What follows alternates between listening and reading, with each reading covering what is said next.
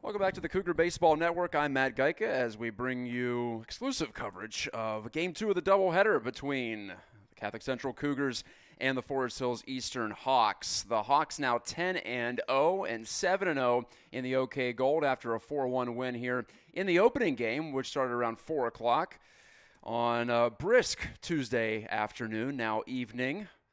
The sun's peeking through as it gets ready to set. Temperatures in the high 40s, far cry from my first broadcast 10 days ago here, which was approaching 80 degrees. And I was wishing for an air conditioner. Not so much today, as the Cougars now will try to at least split against their OK Gold rivals this evening. Well, that's all they can do, obviously, is split. They're 3-7 on the season. Are Tim McKinnon's Cougars. They're 2-4 in the OK Gold. They picked up a victory against Kennewa Hills in conference play last week. Also defeated Northview in a non-conference matchup 10-0 this past Saturday in their only action of the weekend. And they defeated Cedar Springs on opening day in the nightcap of that doubleheader in a game that was shortened. So trying to replicate what happened there on opening day exactly 2 weeks ago tonight when they lost the opener and then rallied back for a victory. But they've got the work out for them against the Hawks, that's for sure. Just a slight breeze tonight, really calm, in fact. So it feels a little warmer than it actually is. Here's the first pitch of the ball game for Ben Passanaw, and it is a strike on the outside corner to the leadoff man for the Forest Hills Eastern Hawks. And that is Colin Fridsma. Fridsma, the senior, playing center field, stands in on the left side of the plate and calls time before he sees the 0-1 pitch. It'll be Fridsma, then Thompson, then Farrick in the top of the first for the Hawks. And the curveball stays up from Passanaw. The Cougars got a strong start in Game 1.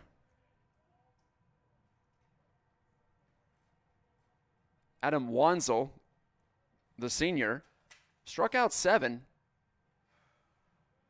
Got into the 7th inning before yielding 2. Passanaw in relief as Passanaw's pitch here sails outside. It's 2-1 to Fridsma. Fridsma walked in the first inning of Game 1, came around to score on a sacrifice fly after an error on the catcher. Here's a bunt down the third base line. It's going to roll foul and stop there in the grass. That's where it's picked up quickly by Jamison Beal, the Cougars catcher, the junior. He was tracking that one, and as soon as that crossed over the chalk, he snatched it with the bare hand. 2-2 now the count after the foul. Fridsma also reached on an error and walked in the 7th inning and came around to score as well. The Hawks scored 1 in the first, 1 in the 5th, and 2 in the 7th to put it away in that 4-1 win. Opening today's action at Wally Pipp Field here at the Cat. Another home game for Catholic Central, dressed in their home whites with the white caps and blue brims. Here's a looping fly ball to center field, going to hang up. And the catch made by Maxwell Geyser out in center field for the first out. So good start for Catholic Central and Ben Passanaw. Just a lazy fly. It looked like it might have had a chance to drop in, but it really had some backspin on it. That allowed Geyser to get underneath. So now Brendan Thompson, the sophomore, right-handed hitting shortstop. Thompson also batted second in Game 1. Had a couple of hits, 2 singles. Runner takes off for a second base, and he's in there.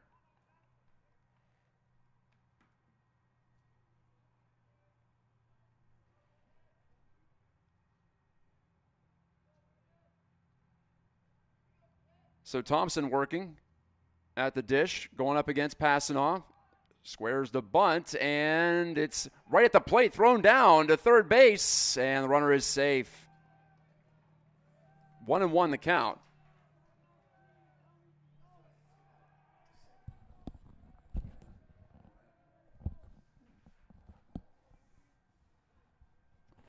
So somehow Fridsma ended up at first base. He flew out to center field, but I don't know if there was catcher's interference or something like that on the play. Or did I miss a drop out in center? I'm not sure. Pitch rides up and in. So I apologize for the confusion. We're all confused up here in the press box. It's 2-1. So I suppose there's nobody out.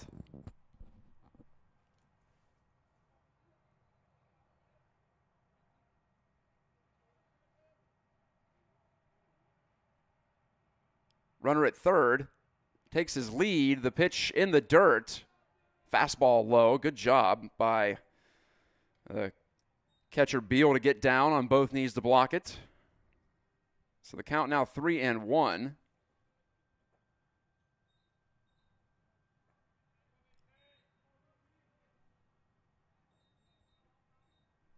Couple of steals for Fritzma, who stands at third with nobody out.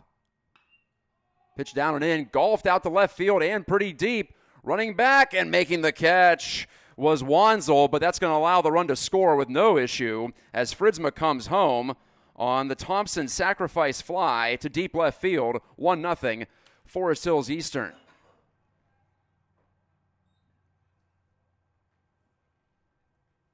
So much like in Game 1, a productive out gets the first run across for the defending state champs. Like I mentioned, they have not lost on the season. Number 2, Max Farrick. Now it's Max Farrick's turn. It's the number 3 hitter. He watches a breaking ball outside for a ball. 1-0 to Farrick, the left fielder. Also a sophomore. Farrick had the sac fly in the first inning last game.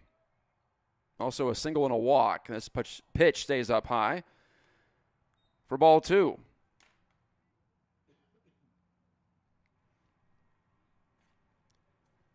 Thanks for listening on the Cougar Baseball Network. Radio-only call tonight for Game 2 of this doubleheader. Big challenge for the Cougars. Looping line drive down the left field line, and that's going to carry on into the foul territory. No problem there for Wanzel. He just watched it drop foul by a few feet. 2-1. First baseman Matt Stotts is on deck. Another righty. Pasnaw's ready. He's got his sign. Here he comes with the windup and the curveball. That misses upstairs.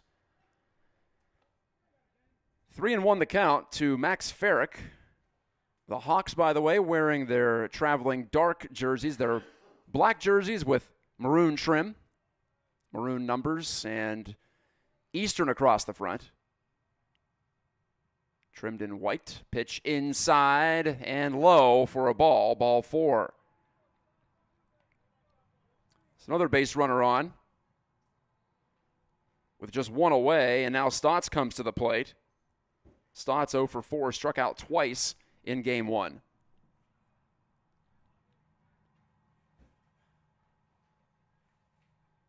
Forest Hills Eastern leads at 1-0 over Catholic Central.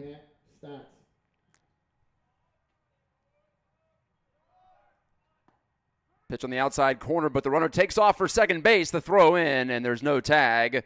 Another stolen base for the Hawks. This time it's Max Farrick pulling it off. So Pasnaw having some trouble keeping the runners close in this first inning.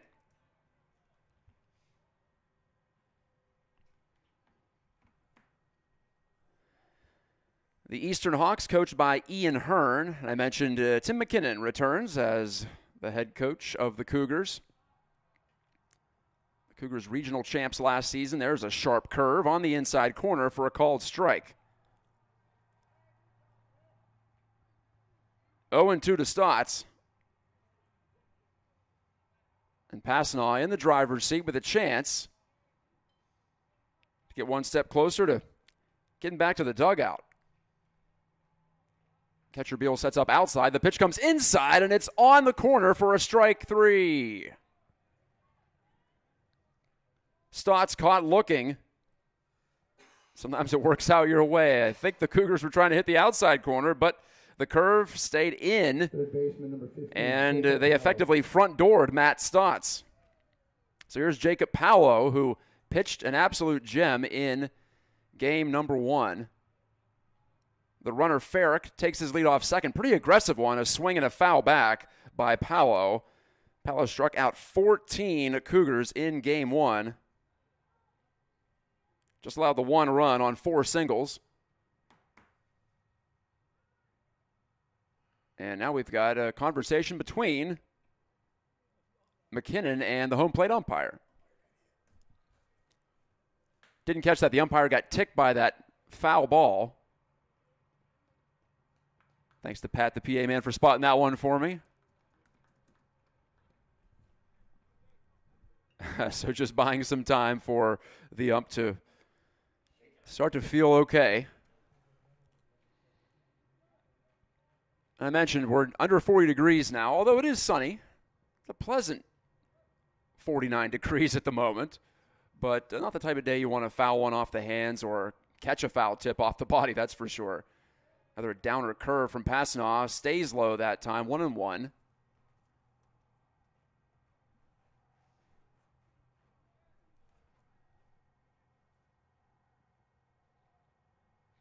Jacob Paolo didn't walk a single Cougar in game 1. Did hit a man, Jack Gritza. And the pitch from Passanaw to Paolo. Rides inside, 2-1. Fastball that time. James Dempsey, the catcher, stands ready on deck. We've had a line of right-handed swingers here for the Hawks. This is the 4th in a row. Will be 5 in a row if Dempsey comes to the plate. 2 outs. Runner at second base. 1-0 Hawks, and another big 12-6er drops in for a strike. That runs the count to 2-2 against Paolo. He taps the plate. Does a little windmill with the bat. Now he's ready. 2-2 pitch, another curve, and this one's inside. Slipped out of the fingers a little bit of Passanaw, and the count runs full for the first time in this first inning.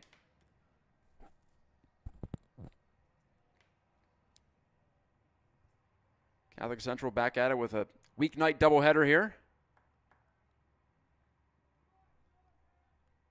Passanaw paying attention to the runner, Ferrick. In fact, he had his shortstop, Cummings, running in behind. No throw, but Passanaw stepped off. So we'll start the whole process again. Passanaw from the stretch. Kicks and delivers the 3-2 pitch. Line drive, right field base hit. Picked up on the move by Baxter. He's going to throw to the plate. Here comes Ferrick. The tag applied, and Beal is run over as he gets the tag on for the out at the plate. Beal is on all fours right now, and his concerned teammates and his coach, McKinnon, come out to check on him. The out made on the tag, but that throw drifted right into the baseline, forcing Beal to catch it, absorb the blow, and apply the tag to Ferrick, and he did, getting the Cougars out of the inning on a 9-2 putout at the plate. So Paolo singles, but doesn't drive in the second run. Highlight real defensive play. Beal appears to be okay as he gets some slaps on the chest protector. We'll go to the bottom of the first. The Cougars give up 1, but it could have been worse, and now they go to the bat rack in the bottom half.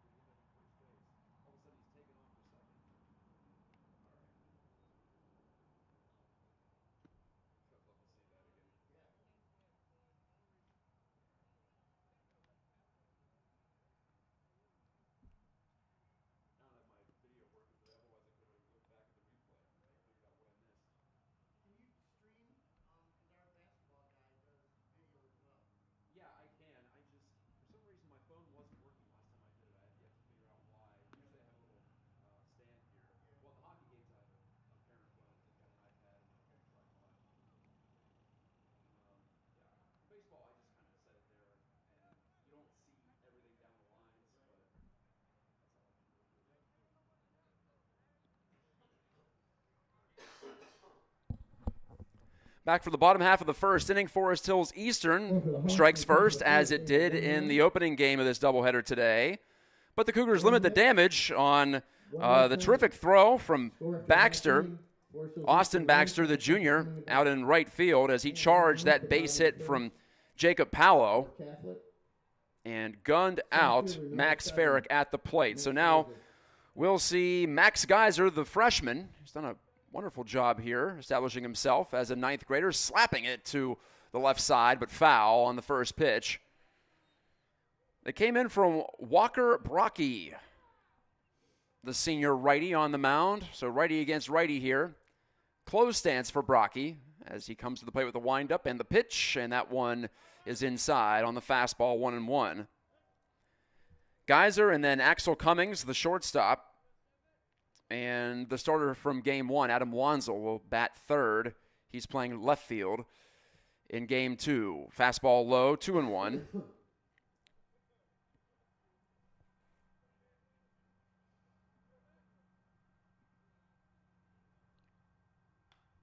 Geyser swings, pops it foul, out of play, into the Catholic Central bullpen behind the dugout. The Cougars in the third base dugout here at home, forcing the visitors to stare into the sun as it sets over I-96 down to our left. 2-2 pitch, breaking ball in the dirt. That runs the count full to Geyser.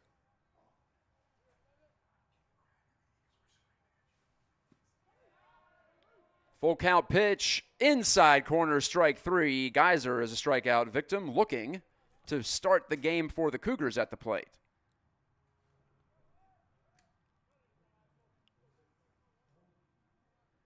Catholic Central won 10-0 at Northview on a cold Saturday. We didn't have that coverage for you, but we will have coverage upcoming on Saturday. Home game here at Wally Pipp Field.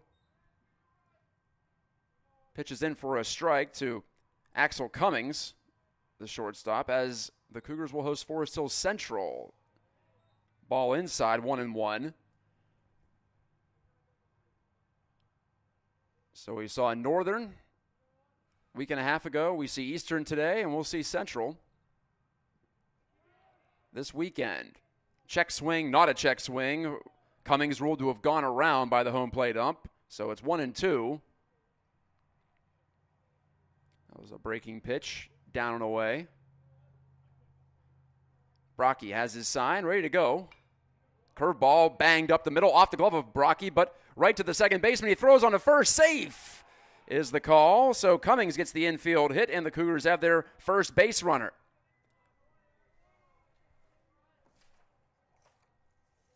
Left fielder number 10, Adam Wanzel. That was Evan Tower, the second baseman, who caught that deflected ball off the pitcher's glove, but could not get it onto first base in time. Cummings was busting it, and he was rewarded for that. Catholic Central has its first hit. Pickoff try and a quick tag, but safe is the call from the base umpire. Stotts, again, is the first baseman.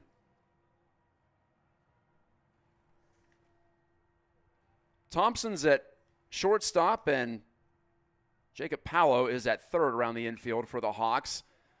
To Hopper, to Thompson at short. He throws on to first base, long throw, but a good one, and he retires Wanzel on the first pitch of that at-bat. 6-3, Cummings advances to second base on the ground out. So 2 outs now. Runner at second. Right fielder number 14, Austin Baxter. But a runner in scoring position for Austin Baxter.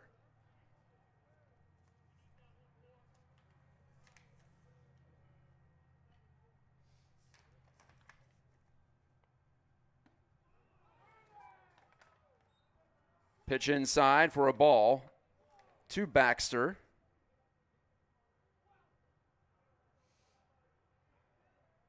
Also hit cleanup in game one. Reached on an error and scored the only run for Catholic Central, in fact, after a steal of second base. is driven in by Ben Pasnaw. Jacob Pitt is on deck for the Cougars. And the pitch from Brocky is a curveball that misses in. 2-0. Cummings conservative with his lead off of second base.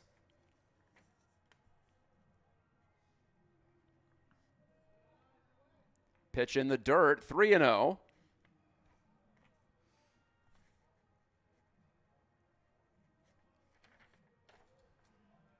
So we'll see the approach here for Baxter. Have to imagine he's going to look at one. 3-0, trying to get a quality pitch to drive in the run, and that ball stays outside from Brocky for a 4-pitch walk. 2 on, 2 out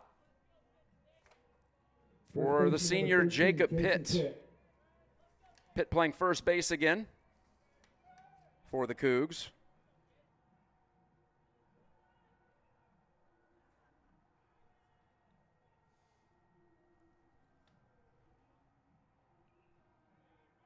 Oh, they got the runner picked off. Throw down to second, now over to third, and there it is. The out goes 1 to 4 to 5, and the Cougars run themselves out of that inning as Cummings got picked.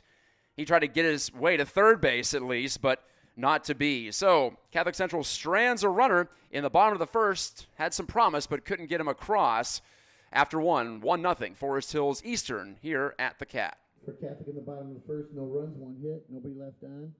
Score at the end of 1 full. Eastern 1, Catholic nothing.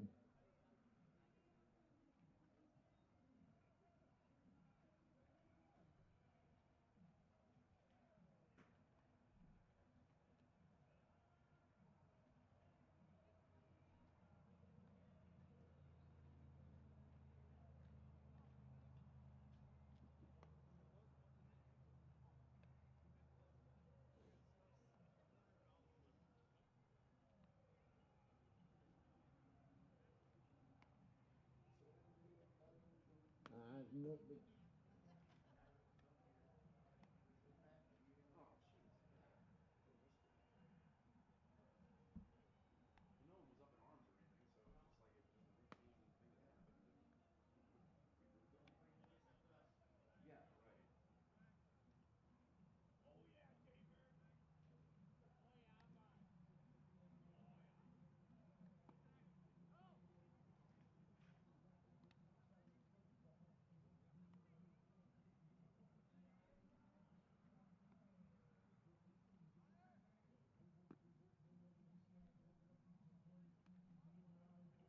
Leading off the top of the second for Eastern, catcher number 4, James Dempsey.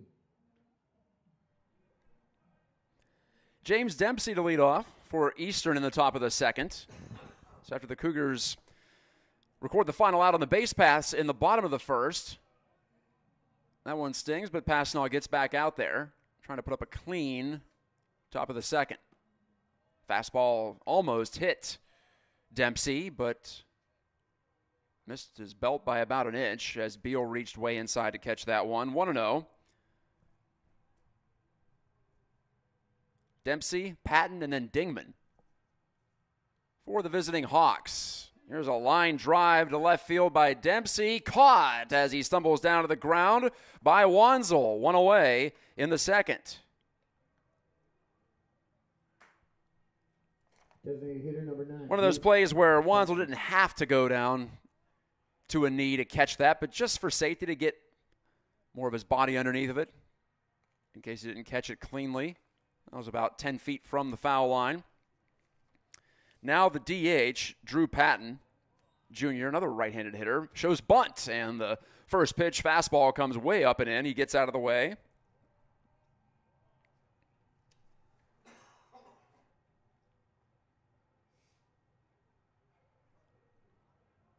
Patton played center field in Game 1. Recorded the only extra base hit of the game, a double with 1 out in the 5th as he takes a ball here, 2-0. Scored 2 runs. He was also hit by a pitch in the 7th when the Hawks added on 2 insurance runs. Passanaw kicks and delivers. The 2-0, curveball right down the middle for a strike. I like this umpire. He updates the count after every pitch. Sometimes at this level you get some confusion as to what had just been called. He's very clear. Another curve, and this one's on the inside corner for a strike as, well, Patton was ducking out of the way. He didn't see that spin. As it starts to get a little darker now, the sun's back behind the clouds. No lights here at the baseball field, so we've already had one darkness-shortened game this season. Pitch inside, and again, just missed hitting the batter in the right-handed hitting batter's box.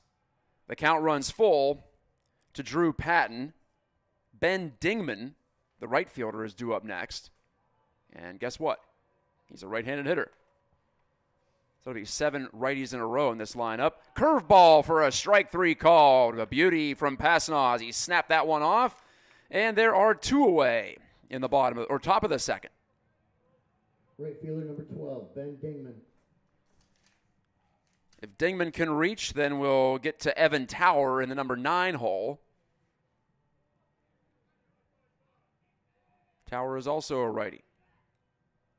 So Passanaw has the platoon advantage against 8 of the 9 hitters for the Hawks. He's got that going for him as the fastball skips in there for a ball.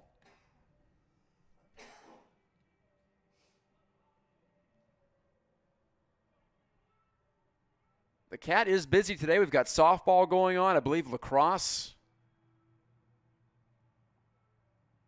at the big field. Another curveball from Passanaw. This one just a bit low. 2-0. Base is empty, though, for Dingman. The Hawks are looking to stay undefeated as they follow up their state championship season. They're roaring out of the gate here in 2023. Fastball low, 3-0. My name is Matt Gajtka. Thank you for listening on the Cougar Baseball Network. Our next broadcast coming up Saturday against Forest Hills Central. So we'll see the Rangers in here at Wally Pipp Field. We'll have the second game of the doubleheader, 12 o'clock scheduled start, although probably a little bit later than that. 3-0 pitch is on the inside corner for a strike with another fastball from Passanaw. Trying to get the Hawks 1-2-3, but here's the 3-1. Looping liner to the left field. It's going to hang up there for the left fielder, Wanzel, to pull in. No problem. 1-2-3, go the Hawks. And that's a relief for the Cougars. They can get right back to the bats in the bottom half of the second. After 1.5 from Wally Pipp Field, it's Forest Hills Eastern 1 and Catholic Central, no score. Top of the second for Forest Hills Eastern, nothing across. Score after an inning and a half remains Forest Hills Eastern 1, Catholic Central nothing.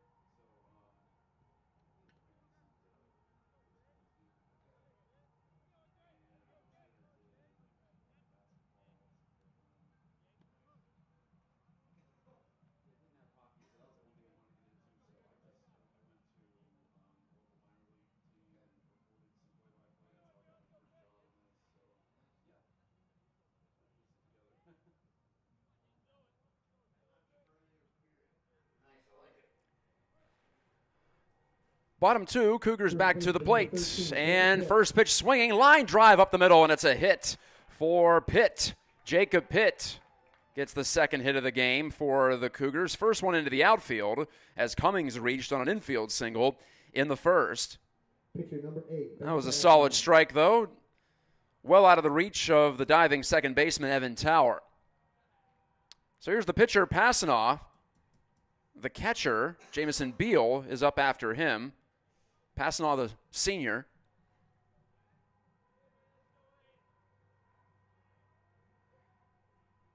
He hit sixth in game one, did Passanaw, as he swings through this for strike one from Walker Brocky. Passanaw struck out his first time up, but then singled in the fourth. Grounded out in his third AB, and that was it for him. Throw down to first, and Pitt is back without a problem. Cursory tag applied by Matt Stotts, nonetheless. I always want to make sure, in case that runner gets careless. Brocky from the stretch, another quick turn to first, and another throw, and a better throw, a little bit closer play, but still no real danger over there for Pitt.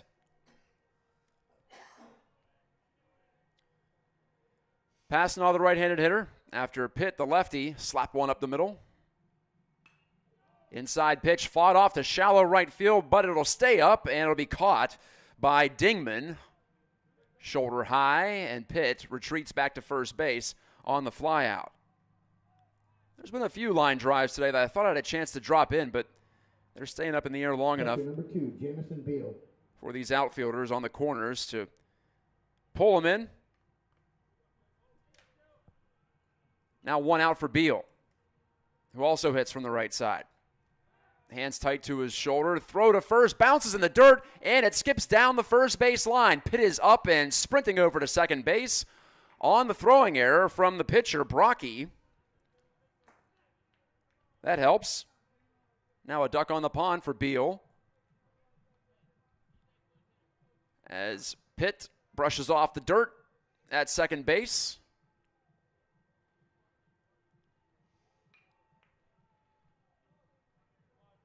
Pitt's got the high socks with the stirrups. Looking pretty sharp out there. Old school look for Pitt. Blue stirrup socks with 3 white stripes. Jamison Beal's got the more modern appearance here with the long white pants. White with blue numerals and Central on the front for the Cougars. The pitch is in the dirt, and the throw to third base. Good base running from Pitt. He's in before the tag. So a wild pitch gets Pitt to third base, but he had to be alert. That was not a routine play. Palo applied the tag at third base, and Catholic Central is 90 feet away from tying this one up in the bottom of the second. They were even with the Hawks in game one as well, as they scored a run in the middle frame, the fourth inning, before the Hawks pulled away with 1 in the fifth and 2 in the seventh to win it 4-1. Just before this game started. Brocky's pitch, called strike, outside corner, 2-1 is the count, by the way, to Beal. Walker Brocky has a clean look at the runner at third. Pitt, he's not going anywhere, I don't think, unless this ball gets away from the catcher, and the pitch was down and away, but not in the dirt. 3-1 to Jamison Beal. The catcher Dempsey slid over, and he goes down to both knees to block this pitch in the dirt. That's a walk to Beal. 2 on and 1 out for Catholic Central. Braxton Williams gets his first turn. Williams playing third base in this game. Braxton was a number 5, Will Vanderbilt, pinch hitter in game one. Now batting. Or pardon me, a pinch runner. Third baseman, number 3, Braxton Williams. So Williams heads out there. Beal gets a courtesy runner at first.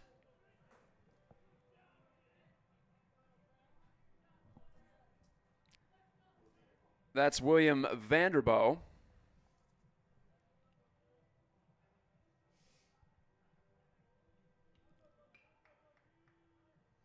Throw to first base before the first pitch. Vanderbilt is back.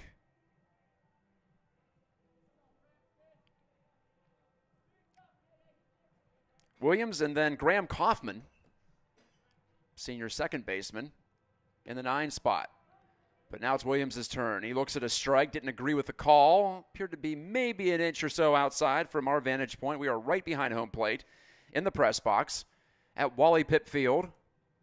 So 0-1 the count to Braxton Williams. Runners at first and third. A fake to third, fake to first move. That's old school.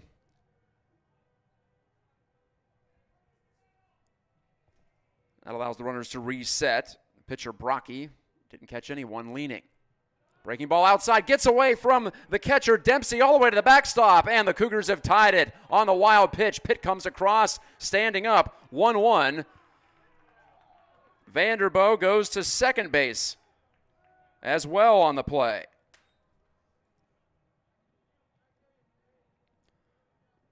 Couple of wild pitches in this inning. Got Pitt from second base all the way home. And in fact, a wild throw from the pitcher Brocky got Pitt from first to second. So really, errant throws from one man, the guy in the middle of the diamond, pushed Pitt all the way around from first base. Swing and a miss on a fastball in to Williams. It's 1-2.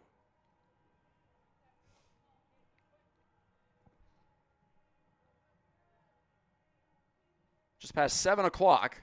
We've got more than an hour of daylight left, if you're thinking about it. Foul back on a pitch on the outside corner. We'll do it again at 1-2. This time of year, though, we are probably playable until about 8:30, I'd imagine.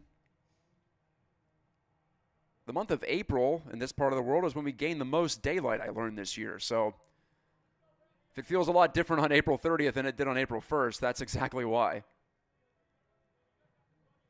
That's a good process to have, especially when it's still pretty chilly in West Michigan these days. We got teased a couple of weeks ago with that warm weather. And we're back to reality.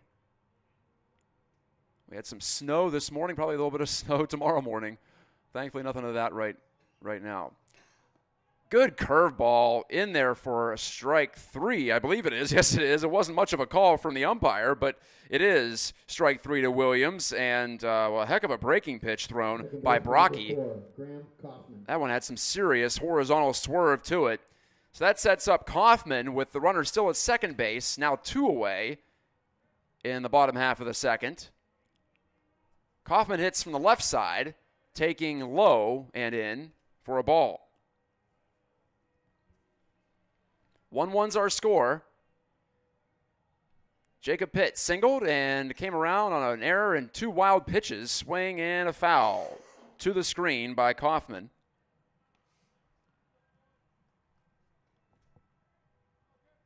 Kaufman taps the dish, waggles the bat behind his head.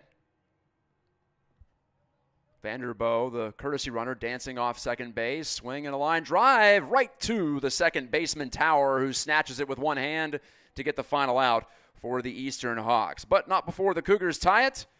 Pitt scores the run on the wild pitch through 2 complete from Wally Pipp Field. It's 1-1 in this OK Gold matchup. Stay with us on the Cougar Baseball Network. Bottom of the second for the Cougars. 1 run, 1 hit, 1 walk, 1 left on base.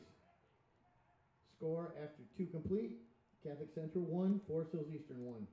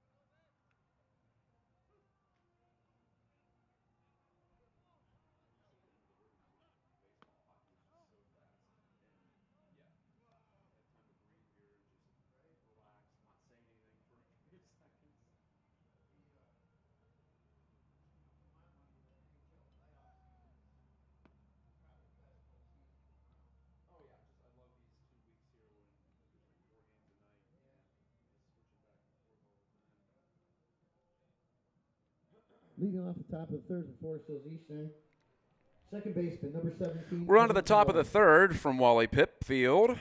Wally Pipp, the only graduate of Catholic Central, by the way, to ever make the major leagues. Look that one up when I saw the name. Wally Pipp, of course, best known for being usurped by Lou Gehrig at first base for the great Yankee teams, the 1920s and eventually 30s. But look up Pipp's stat line on Baseball Reference, and it's a heck of a career. Moved on from the Yankees, of course. I think he played for Baltimore after that, if I'm not mistaken. But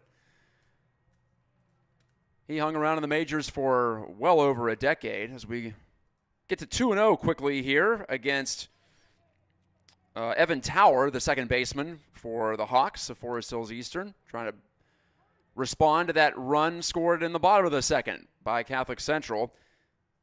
Pitch inside, corner, called for a strike from Ben Pasnaw, who starts his third inning of work.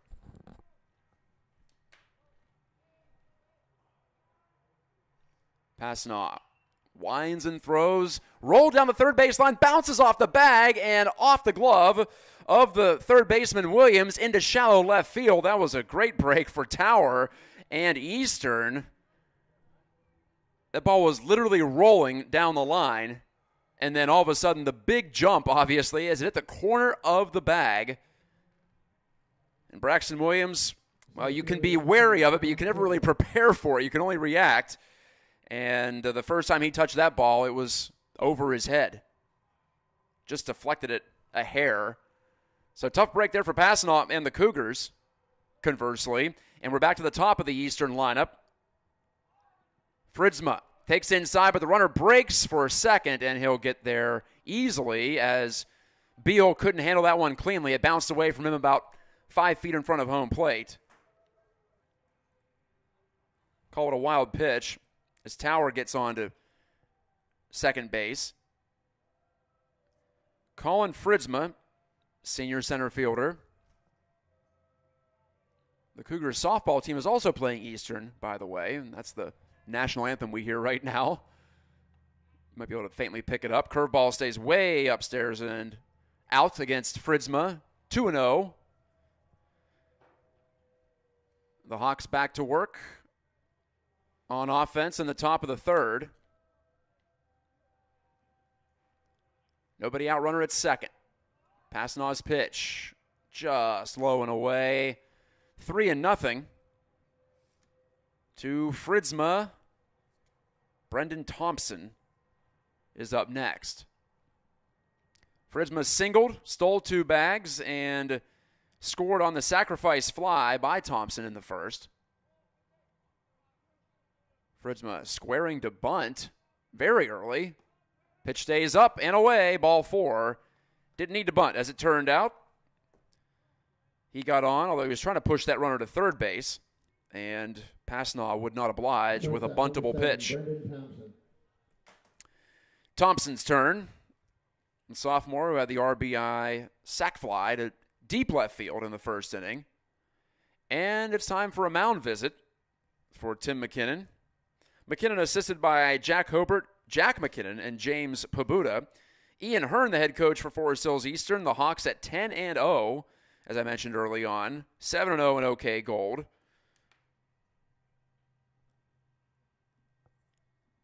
Looking at the Hawks' schedule so far, they swept a 3-game set, 3-day set, I should say, against Kennewa Hills, winning 14-4, 9-1, and 6-4, that last one on the road.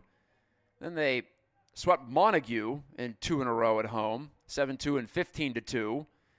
They beat Wayland in a doubleheader on the road last week, 7-0 and 6-5. And then they also defeated Wayland again, 2-1 at home in a shortened game. That was a week ago Friday.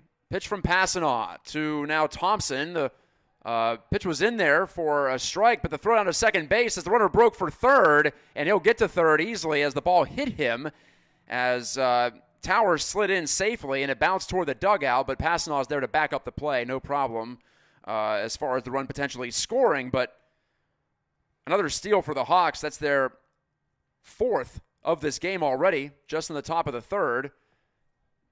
And Fritzma took second on the throw to third that got away. So that'll be an error in there as well that allowed him to advance.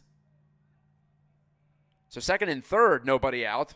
1-0 the count, pardon me. I said the first pitch was in for a strike. Grounder to short. Infield is in as Cummings throws across the diamond to get Thompson.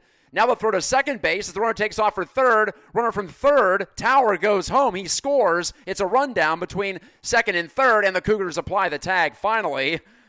After all that against Fritzma, who was marooned between second and third. But aggressive base running by the Hawks. They get that second run as Tower crosses amid all the commotion.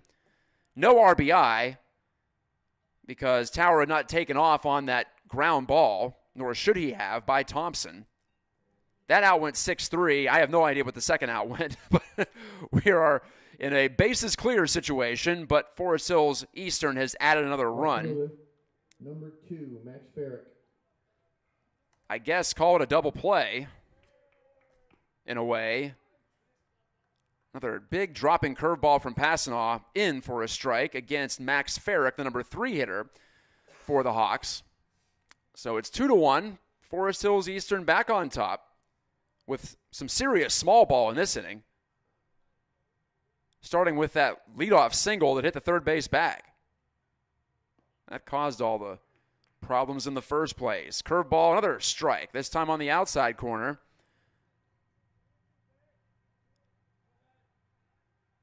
Passanaw has some impressive depth to that curveball. Looks like it drops about 12 inches on its way to the plate when he really snaps one off well. One more curve. This is skied out to left field. Running on is Wanzel. He's under it at the foul line to make the catch, just barely in foul territory. That's the third out, but the Hawks push a run across. One run on one hit, called an infield hit. Wild pitch, stolen base, and a lot of activity on the base pass after that to get the Hawks back on top. Go to the bottom of the third, 2-1. Catholic Central trails it again. After 2.5 innings of play, Forest Hills Eastern 2, Catholic Central 1.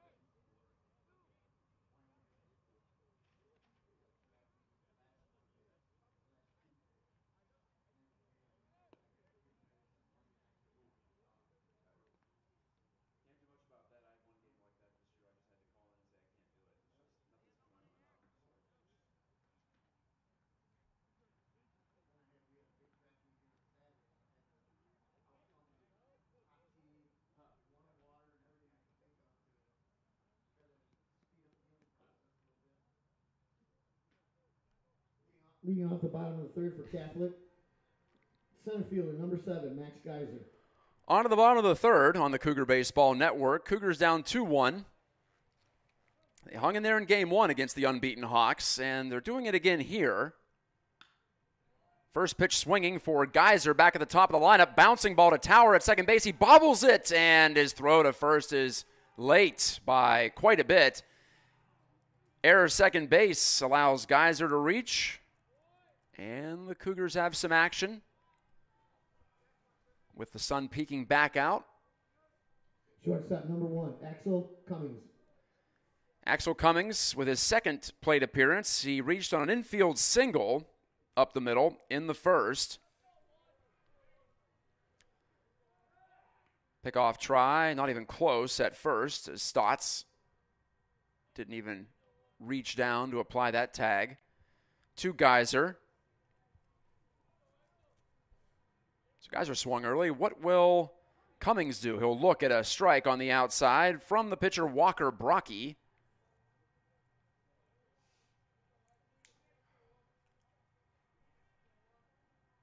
Looking at this roster for Forest Hills Eastern, meanwhile, never mind, a fly ball to left field, and under it making the catch is Farrick.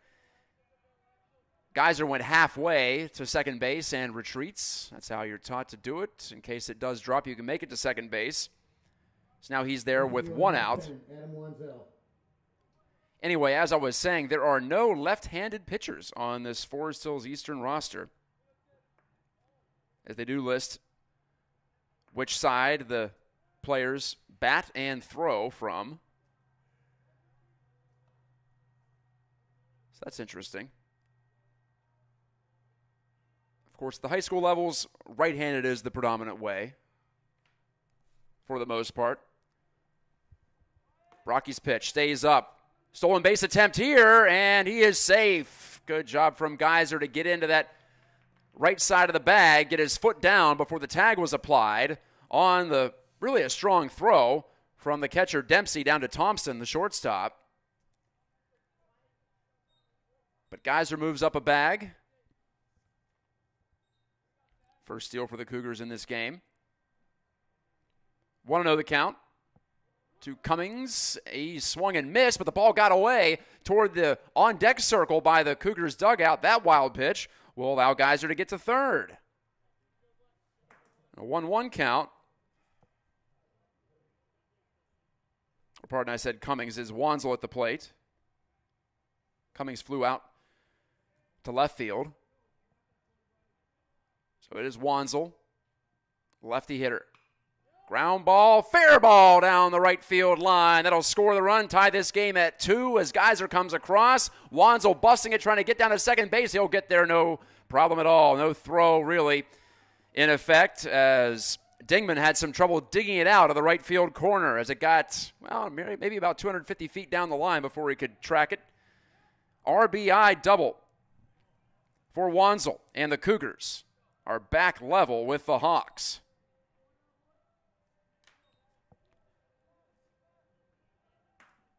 Good fight so far from Catholic Central. Austin Baxter. Both times in this game when they've fallen behind, they've gotten right back into even terms relatively quickly. This time immediately after the Hawks got their go-ahead a run. A foul high off the screen from Baxter. He was disappointed himself. He waited on that off-speed pitch but couldn't drive it. Baxter and then Pitt, who singled and scored in the second. Baxter walked in the first. Curveball stayed up, but it's popped up. Second baseman Tower back, reaches up with two hands to snag it about 10 feet behind the infield dirt. 2 away in the third. Wanzel stays at second base. And here's Pitt.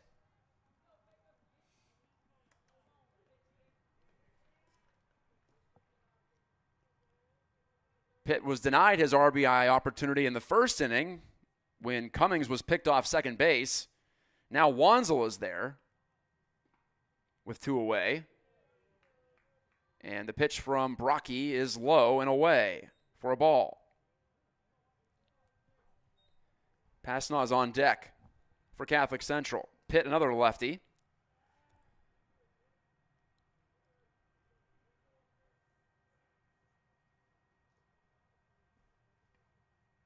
Pitt waggles the bat, waits for the pitch from Brocky. That breaking ball is in the dirt. 2-0, your count. Pitt wiggles and steps in. Pickoff try at second base, and fairly close play as the tag came down on Wanzel's helmet. But he was in there. Tag applied by Evan Tower out at second base.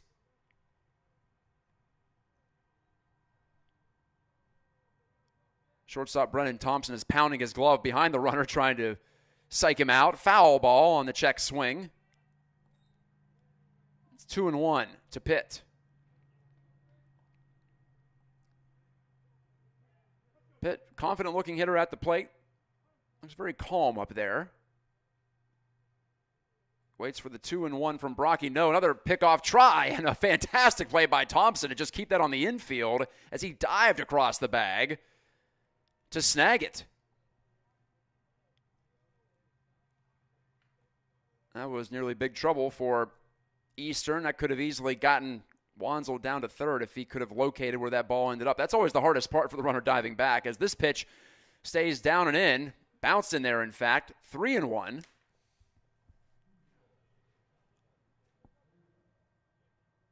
But it's not an automatic thing you're going to get to third base if the throw does sail into the center field area. Brocky's pitch up and away and slap foul out of play by Pitt. Full count.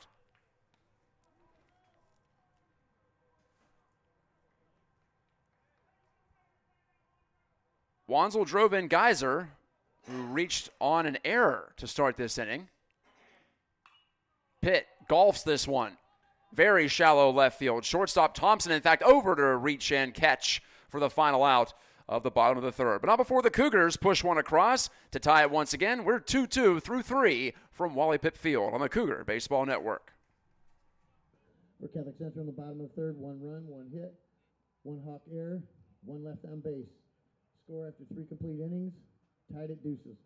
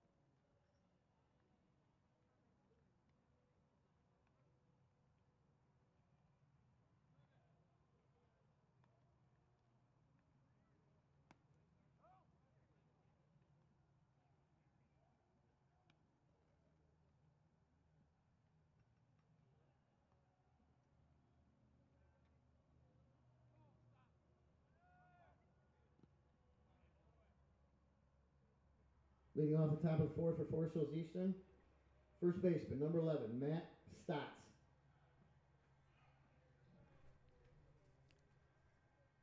Stotts, Paolo, and Dempsey, the hitters due up for Eastern in the top of the fourth inning.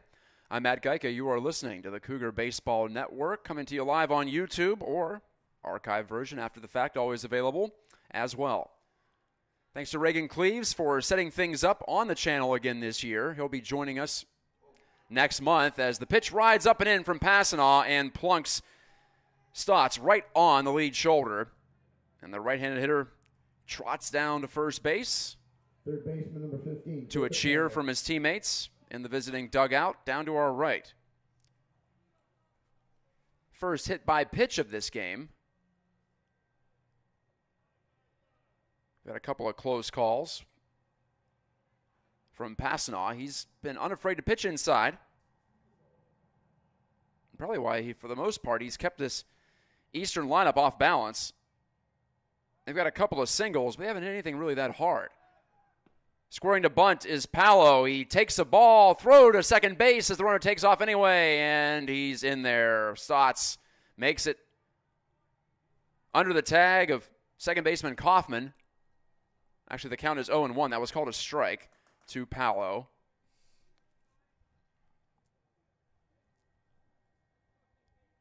Jacob Paolo, who pitched a beauty in Game 1, complete game win, gave up just the 1 run on 4 hits, all singles, struck out 14 Cougars in 7 innings. Curveball inside corner on Paolo. He squared to bunt again, pulled the bat back. Always tougher to bunt those off-speed pitches when they have quite a bit of movement to them. And that one started at his head. Capello's back in there. What do we do on 0-2? Waggling the bat, looking like he's going to hit. And he will swing away. Well, he'll watch a pitch. Strike 3 called outside corner. Big pitch, big out for Ben Pasnaw and the Cougars as they keep that runner at second base for now. Stotts standing there. Catcher number 4, James Dempsey. So no bunt for the Hawks. They do get the runner to second base either way, which I guess is the objective. They were willing to give up an out to get it 90 feet further. Pasnaw's pitch out of the stretch. Swing and a pop fly by Dempsey, the catcher, back over the screen in our direction. Dempsey wearing what appears to be a light hoodie underneath his baseball jersey. 'Tis the season for that kind of setup. He holds the bat tight to his right shoulder. Standing rather upright, calls for time and gets it from the home plate umpire. Pasnaw a little more deliberate than his opposing number, Brocky, but not by much. Pasnaw checks the runner twice. And now steps off as he turned back toward second base. No throw, no tag. In fact, neither the second baseman Kaufman or the shortstop Cummings took more than a step towards second base. But that resets things. Stotts about 5 steps off of second base. Feinting, looking, Pasnaw looked at him. Now he throws a curve in for a strike. There goes Stotts to third base. The throw from the catcher down to second, and it's dropped. Well, the collision between Cummings and Kaufman there, neither one of them really called it on the throw from Beal. And so Stotts gets to third base on the play. They might have had a chance to nab him otherwise.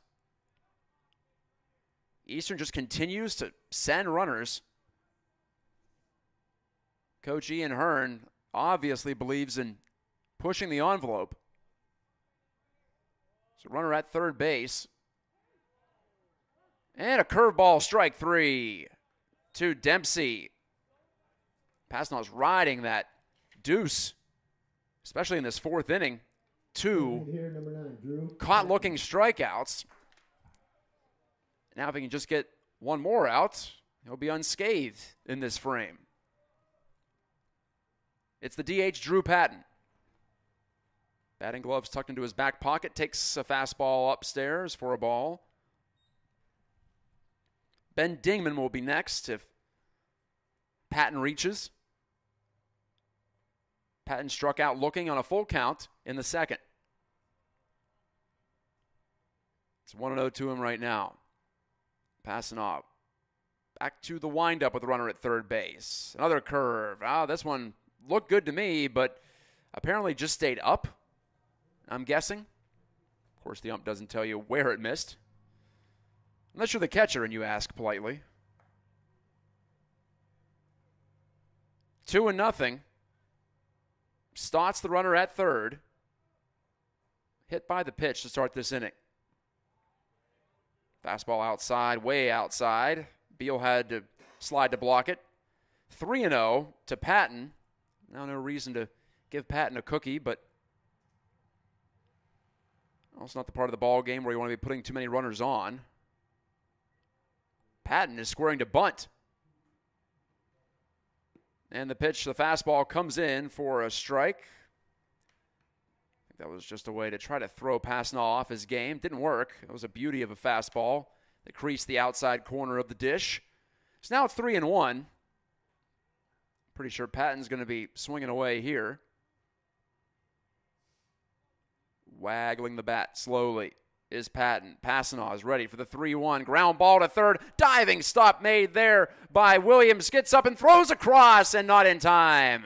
Would have taken a heck of a play. Run scores as the ball gets away down the first baseline. Picked up by the second baseman. And Kaufman's throw to second is not in time to get Patton, who just kept running. Infield hit and a throwing error. RBI for Patton. Stotts comes across, and again, the Hawks take a 1-run lead. 3-2. Number 12, Ben Dingman. And again, a leadoff base runner scores for the Hawks. That's 3 times in 4 innings that's happened. And it's all been small ball stuff. Again, an infield single. Now Passanant trying to make that errant throw from Williams. Irrelevant as he fires the first pitch to Dingman. That's a ball.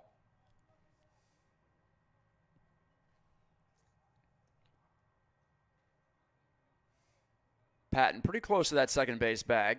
Passanant, a couple of looks down, and the pitch from the stretch. Curve, check swing. Now he went around for strike 1.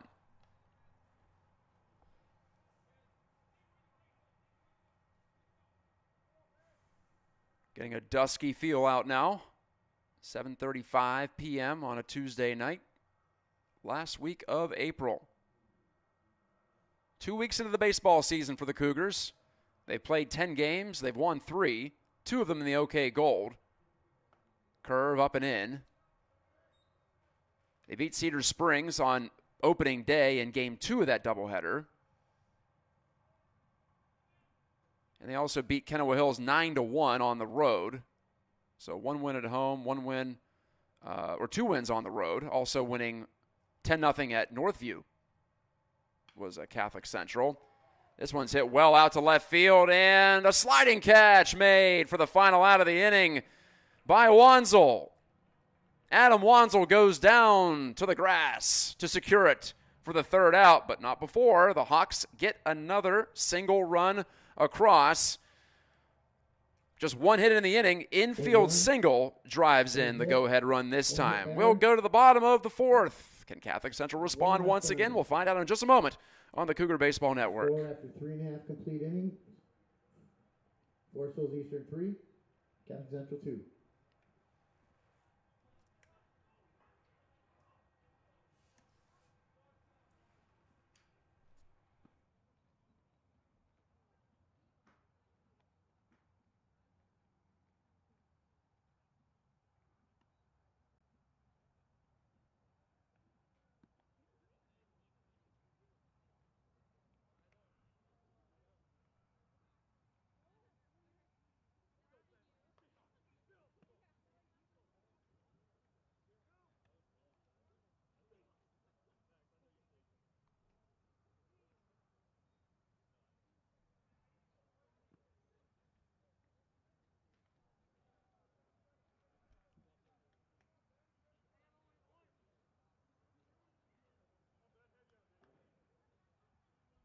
Leading off the bottom of the 4th for the Cougars, pitcher number 8, Ben Passanant.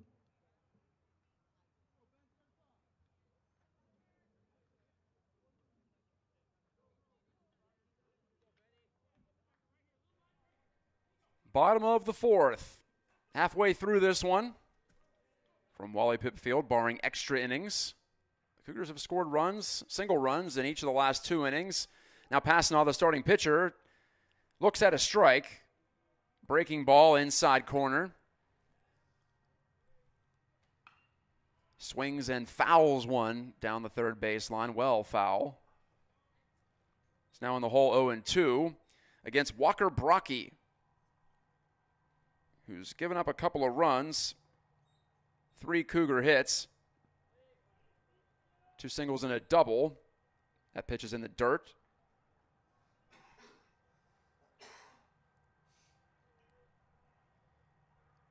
1-2 to Passanant. Brocky's pitch, fouled, straight back. We'll do it again. Sunset is scheduled for about an hour from now, 8:36 on this April the 25th. Curveball, swing and a miss, strike 3. Passanant is down swinging. He's 0 for 2 in Game 2. Catcher number 2. Jamison Beal steps to the plate.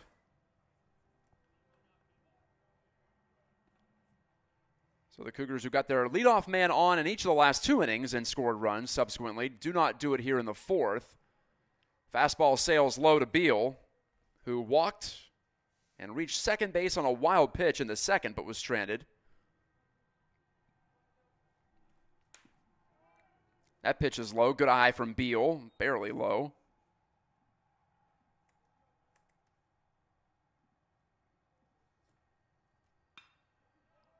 On 2-0, grounded sharply up the middle, but a fine play by Thompson. Throws on to first in the dirt. Thompson gloved it cleanly, but winged it a little too low, and Beal is in there safely at first base. Third baseman, number 3, Braxton Williams. Safe on the E6 is Beal. Braxton Williams to the plate. For Beal, number 5, Will Vanderbilt. Will Vanderbilt will run for Beal as he did back in the second. So when I said Beal reached second in the second, he actually didn't. It was Vanderbilt who did it for him. By the way, the catcher's gotten on base a couple of times for the Cougars. Now Williams, who struck out looking in the second. Pickoff attempt. Nothing doing there.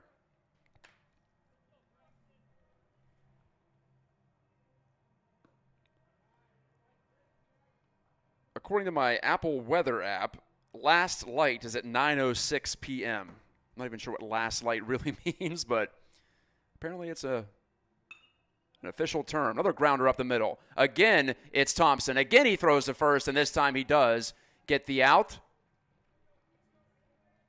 I just have that as the second out of the inning. Oh, that's right. Passanoff struck out. And that's it for the bottom half of the fourth. So Walker Brocky quickly puts out that fire, and we'll go to the fifth. Your score, Forest Hills Eastern 3 and your Cougars 2. For the Cougars in the bottom of the fourth, no runs, no hits, nobody left on. Score after 4 complete innings of play, Forest Hills Eastern Hawks 3, Catholic Central Cougars 2.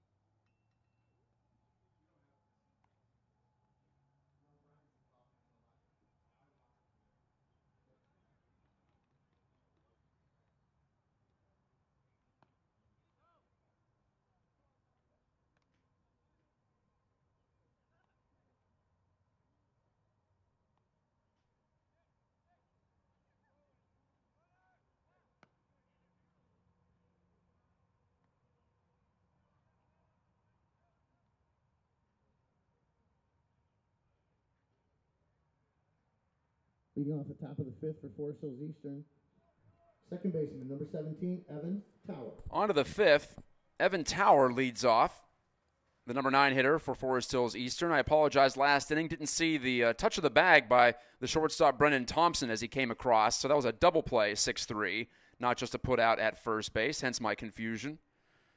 I'm still getting into the flow here of baseball season. Sorry about that. Either way, Walker Brocky and the Hawks got back to the dugout, and they bust out the bats again. Tower takes a ball to start his AB. Passanoff winds and fires. Grounded on the high pitch down to third base and right through the legs of Williams into shallow left field. That E5 allows Tower to reach. And for the fourth time in 5 innings, the Hawks have their leadoff man on. Back to the top of the order. That flips it over for Colin Fridsma, who's playing center field in this game. He walked in the third, singled, and scored in the first. Fridsma hitting from the left side, the only lefty in this order for the Hawks. Showing bunt, takes a curveball that looped right over his head for ball 1. So again, we expect Eastern to get some action on the base paths. They've been doing that all day long. putting pressure on the Cougars defense. Pick-off throw, but Passanaw didn't have much element of surprise. They're hard for a right-handed pitcher to really be a good pick-off artist. The lefties have such an advantage in that area. So we play 7 innings in high school baseball. It's getting late for the Cougars. Just down 1, another pick-off try. They still have 9 outs to give at the plate, of course, but the equivalent of being in the 6th inning of a major league game.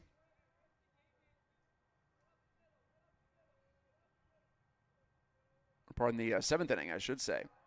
Pitch high, and the runner got about 10 steps off of first base, but he retreats back after Beal leaped up to catch that pitch from Passanaw. Passanaw working his 5th inning. He also came on in relief in game 1. Adam Wansdell pitched well for the Cougars, holding the defending state champs to just 4 runs on 4 hits. 3 of them singles, 1 double in game 1, but the Cougars still fell 4-1. Now trailing 3-2. It's been a battle here in OK Gold action. Catholic Central's won twice in conference. They're 2-4 against league foes. Passanaw checks the runner. The 2-0 pitch, curve again high, and they've got the runner picked off. Throw down to first base. Pitt is running after him. He's going to make the quick throw down to second, and he is out. Tag applied by Cummings, the shortstop who came across. So for the first time, the Cougars make the Hawks pay for a mistake on the paths, and it's 1 away. 3-0 to Fritzma. But the important thing is the out recorded and the base runner erased.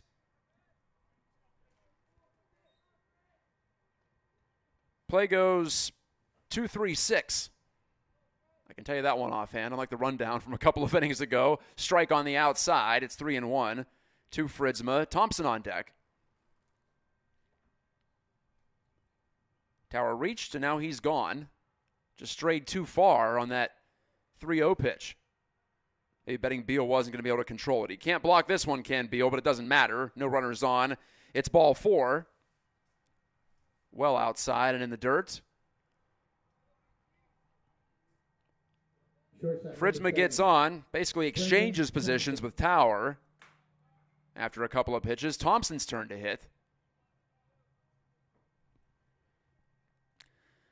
The number 2 man in the batting order hit a sac fly in the first. Grounded to short in the third. The Hawks scored single runs in the first, third, and fourth. Pickoff attempt. Runner back safely on the tag from Pitt. Pretty impressed by Pitt's speed as he nearly got to the runner Tower. Chased him pretty close to second base before he made that quick trigger throw. Passanaw, big overhand pickoff try. And again, Fritzma is back.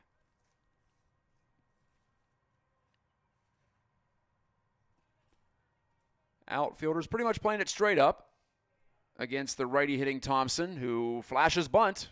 No surprise. Here's the pitch. Runner goes from first. It's a ball, and the throw down to second base, not in time. So shortstop Cummings just leaped up to grab it in front of the base. Didn't make a tag. Fritzma got too good of a jump. Stolen base on ball 1. By my count, 6 steals for the Hawks in game 2. Foul ball on the curve. Back to our right toward the concession stand. Now 0-2, excuse me. It was a first pitch strike. The ump didn't make the initial call with all the activity, of course, the throw going to second base. 0-2, 1 out. Fritzma at second. Thompson at the plate. Beal sets up, outside corner. Curve ball fouled at the plate. Check swing from Thompson. Didn't take a full cut. Might have heard the ting of aluminum.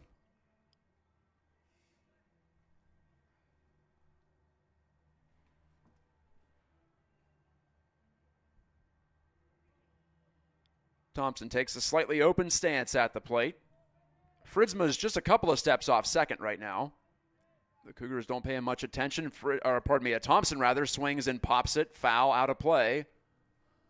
Over our heads and right back onto the field where the lacrosse nets are set up. That one's artificial turf. This one's natural grass. The softball team also plays on the real stuff. They're playing Forest Hills Eastern as well, just across the way at the Cat. Curveball just inside. That was a good-looking pitch. Hard to believe Thompson laid off, actually. I'd classify that as too close to take, but he took it anyway. Probably just fooled by the spin. Passanaw's been snapping him off today. So it's 1-2. Extended at bat here with a couple of foul balls from Thompson. He swings, grounds it left side. That one's foul by a few feet. And we'll do it again, 1-2. The Cougars trying to keep the Hawks off the plate for the first time since the second inning.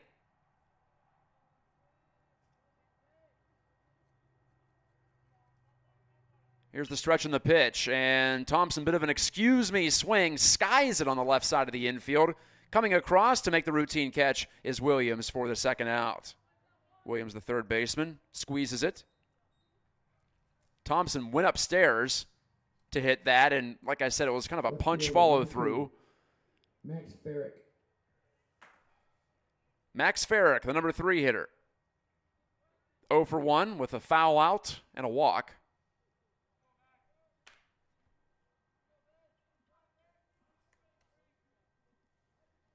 Righty on righty matchup. This curve high and inside. Beal fakes the throw to second, but Fritzma back without testing things too much. 1-0 the count.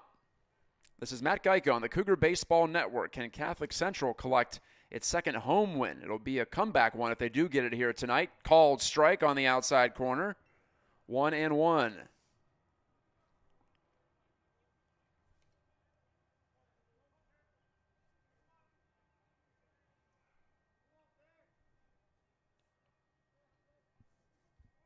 Coming up in the bottom half, Kaufman, Geyser, and Cummings for Catholic Central, but still one more out to take care of here with a runner at second base, Fritzma. Again, his lead is conservative. Line drive the opposite way, bounce by Pitt into shallow right field. Picked up on the move by Baxter, runner coming to the plate, and he is safe. In fact, it was cut off by Pitt, and the ball bounced off his glove toward the screen. That allowed Farrick to get onto second base. Max Farrick with an RBI single. Didn't hit it terribly hard, but he got it through, and with 2 outs, that was going to be a tough play to make at home plate against the speedy Fritzma. And Baxter could not do what he did back in the first inning when he threw out Farrick at home. So Fritzma, a little more speed, perhaps a better read on that one too. And the Hawks push another run across here in the 5th. They've scored in 3 consecutive innings. This time, not the leadoff man scoring, but the number 2 guy in the inning, Fritzma. Number 11, Matt Stotts. Matt Stotts now at the plate, and he walks down to talk to his coach, who's at third base right now, Ian Hearn, about some strategy concerns with runner at second base and 2 outs. I don't know if I expect the Hawks to try to steal an extra 90 feet. Not sure if it's worth it there with 2 away. But if there's a team to roll the dice, it's probably them. And they've been mostly successful in that throughout the day in this OK Gold doubleheader. So now it's 4-2. And Passanaw's first pitch, swinging a pop-up. Stotts, left center field, calling for it and making the catch, Wanzel. You could hear him say, I got it from all the way here in the press box. Routine catch for him. That ends the inning, but again, not before the Hawks score another single run. This time with an actual hit to the outfield, though. Farrick driving in Fritzma with 2 away and pushing that Eastern lead to 2 runs for the first time in Game 2. We'll go to the bottom of the 5th. The Cougars now have to put their hitting shoes on. Still 9 outs to go in this nightcap. Stay with us. Top of the 5th for Forest Hills Eastern. 1 run, 1 hit, 1 left on. Score after 4.5 innings of play. Forest Hills Eastern 4, Catholic Central 2.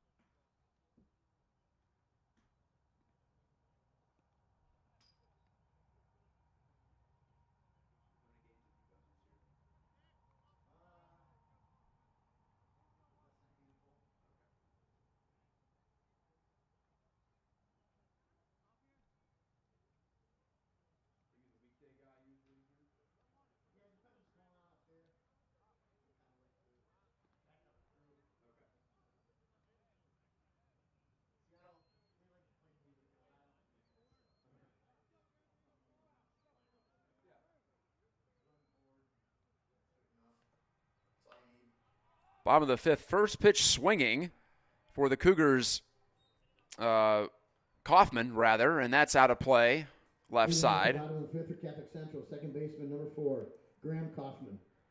It's Graham Kaufman, the senior. And then back to the top of the order, Geyser and Cummings. He takes a strike, does Kaufman, 0-2.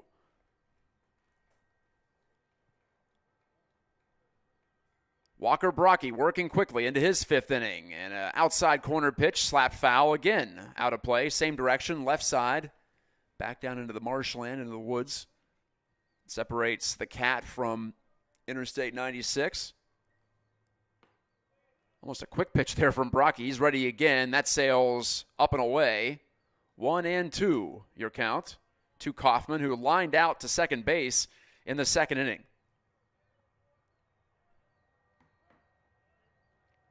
Time called by Kaufman and granted.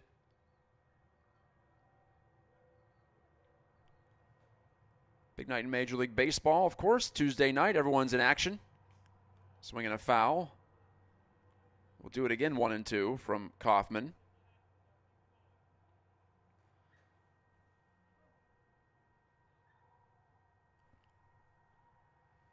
Breaking ball, just missed on the outside corner. Brocky wanted that. He didn't get it.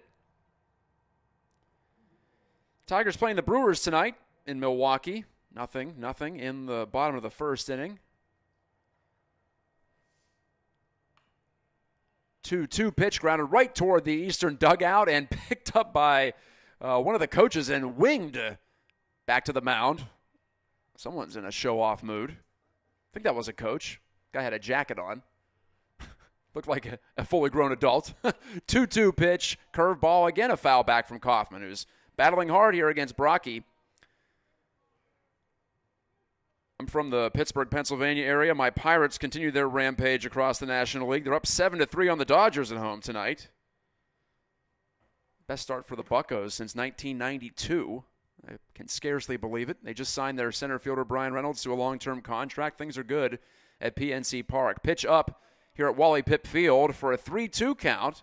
So Kaufman's battled back from 0-2.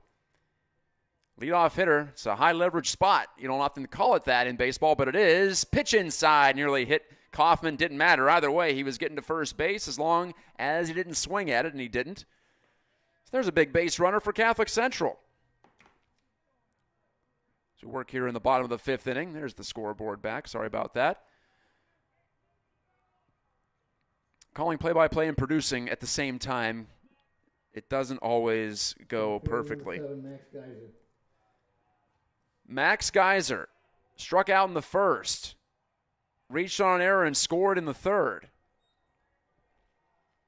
Now at 8 o'clock Eastern time. Other scores of note, the Rays, who've lost, I think, just 3 times this year. They're down 2-0 to the Astros. Swing and a miss from Geyser for strike one.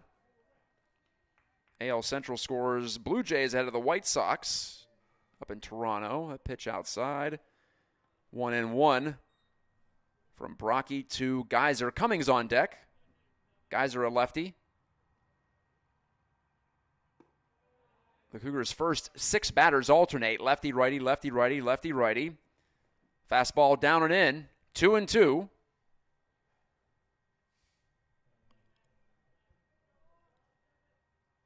Brocky ready for the stretch and the pitch. A few inches inside, nearly hit Geyser. 3-2. So here we go. Speaking of high leverage, runner on base. Kaufman hasn't acted like he's going to try to steal second base. Down and in for ball 4. Back-to-back walks, and the Cougars have something cooking in the bottom of the 5th. And our first mound visit for Forest Hills Eastern with Wanzel and Cummings lurking. Pardon me, Cummings first, then Wanzel.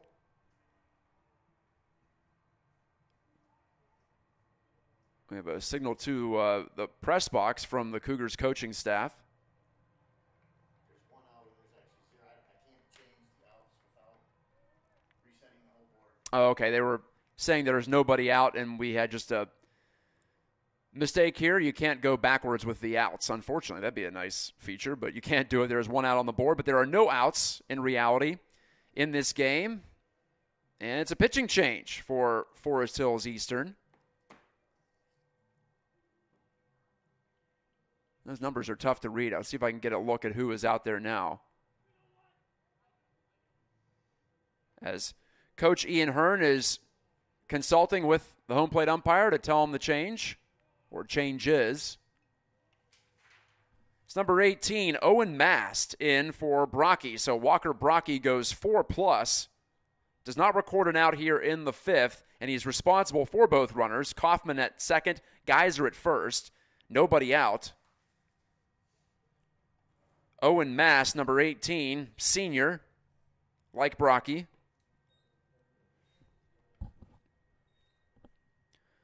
Other AL Central scores, Yankees lead the Twins in Minnesota 1-0, top of the 2nd.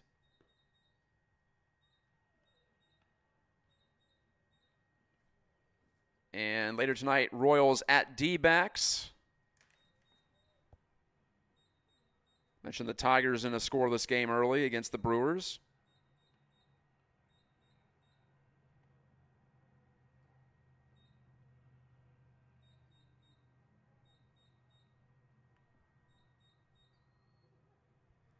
And for you NHL fans out there, the Islanders lead the Hurricanes 1-0 through 1 period of play in Carolina. The Hurricanes trying to close out New York and be the first team to advance to the second round. It's been a really competitive, entertaining first round of playoff action in the Stanley Cup. Later tonight, Wild at Stars in a series tied 2-2. That's 8 o'clock Eastern. And at 9:30 Eastern, the Kings at the Oilers in another wildly entertaining series. That one's also 2-2 after a big Oilers comeback in Game 4 down in L.A. So nobody out. Owen Mast, the new pitcher. Cummings at the dish. Cougars down 2 runs, bottom of the 5th. Mast steps off. Got started with the motion and decided to abort as he wanted to keep Kaufman as close as he could down at second base. Mast wearing the black hat with the white front panel and the Hawks logo right in the middle in red. Black tops for the Hawks, gray pants on the road. The Cougars in all white with a blue trim. Outside corner for a strike on pitch number 1 to Cummings, who's 1 for 2 with an infield single. Number 1, Axel Cummings.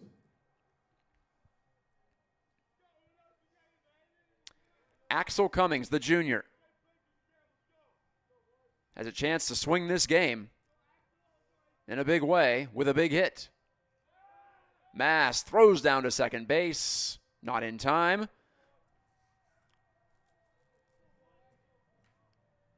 The shortstop Thompson was over to make the cursory tag.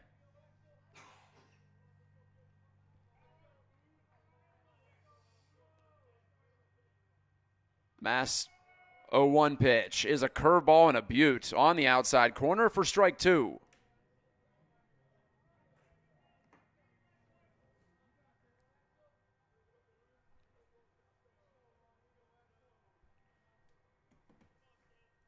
The 0-2 pitch, line drive left side and foul from Cummings. He was all over that.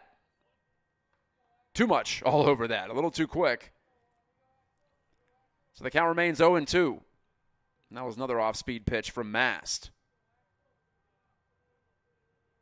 Here we go again. Mast with the closed stance. Comes to the plate from the stretch. Swing and a miss on the curveball. A few inches off the outside corner. Huge first out for Forest Hills Eastern to get. The runners stay put, of course.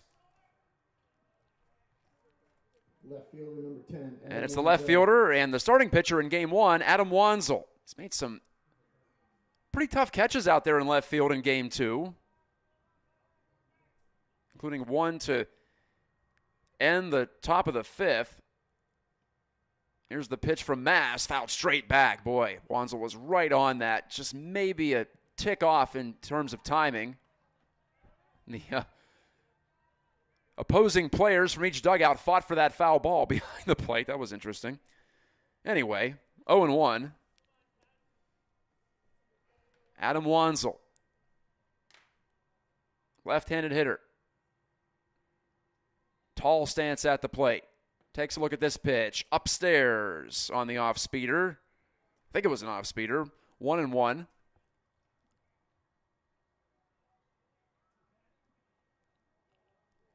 Wanzel had a couple of RBIs in that 10-0 win against Northview this past Saturday on the road. 1-1 pitch. Down and in. 2-1. The Cougars have collected 2 walks in this inning. No hits yet. Catholic Central trying to make it 2 wins in 3 games for the first time this year. Here's the pitch. Line drive, center field, sinking quickly. Caught on the run by the center fielder. It's going to be a double play at second base. Fridsma made the catch, and Kaufman thought it was going to drop in. Had a chance, but he didn't even look back over his shoulder. He was dead meat once that ball was caught. A double play at second as Kaufman's doubled off. So a strikeout and a double play on the line drive to center field gets the Hawks out of the inning. No damage done by Catholic Central. That one stings as we'll go to the top of the 6th. Still the score, Forest Hills Eastern 4 and your Cougars 2. The Cougars, the bottom of the 5th, no runs, no hits, 2 walks, 1 left on. Score after 5 full. Forest Hills Eastern 4, Catholic Central 2.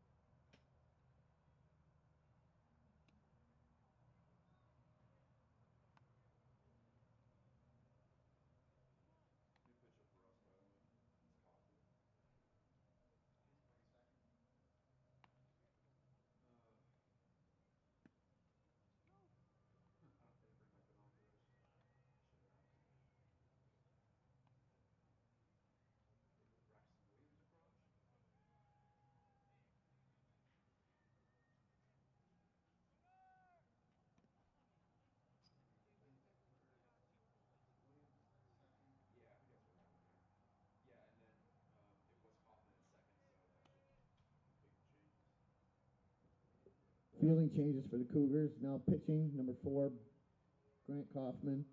Playing third base, number 8, Ben Pasnaw.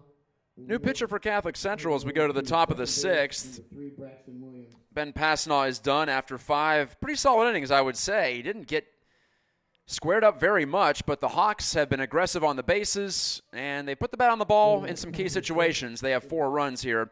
Third baseman, number 15, Jacob Pallow. On just a handful of hits, 5 hits. None of them for extra bases. Here's a swing and a grounder on the first pitch down to shortstop. Cummings picks it up on the move, but his throw pulls the first baseman Pitt off the bag vertically. Wouldn't have been an out anyway, as Pallow was busting it down the line. Infield single. Number 4, James Dempsey. Too short. Leadoff runner on again for the Hawks. What else is new? They've done it in 5 out of the 6 innings now. Dempsey to the plate, the catcher, and then Patton after him. New pitcher for the Cougars is the former second baseman, Graham Kaufman. He's in. So Williams, who was the third baseman, moves across the diamond to second, and the pitcher, Pasnaw, is now playing third. That completes the changes. So no changes to the lineup, just to the defensive positioning.